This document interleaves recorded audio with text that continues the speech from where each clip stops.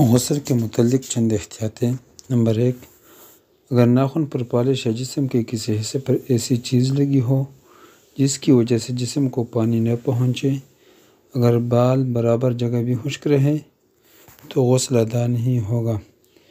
لہٰذا غسل کرتے وقت جسم پر اچھی طرح پانی بہائے اور جمی ہوئی چیز کو ہٹائے۔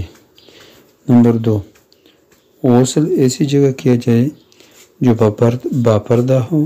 اگر کھلی جگہ غسل کرے تو اتنا کپڑا ضروری ہے جس سے سطر چھپ جائے۔ نمبر 3، غسل کرتے وقت ننگی بدن کسی کے ساتھ باتیں نہ کیا جائے۔ نمبر 4، اونچی جگہ پر بیٹھ کر غسل کیا جائے تاکہ گندے پانی کے چینٹے بدن وغیرہ پر نہ پڑے۔ نمبر 5، غسل نہ سخت گرم پانی سے کی جائے اور نہ سخت ٹھنڈے پانی سے کی جائے۔ نمبر 6، اگر ہاتھ میں انگوٹھی یا کان میں بالی یا رنگ ہو یا ناک میں نت ہو تو انہیں بھی ہلائے تاکہ انگوٹھی کے نیچے اور کان کے سوراخ اور نت کے نیچے بھی پانی پہنچ جائے۔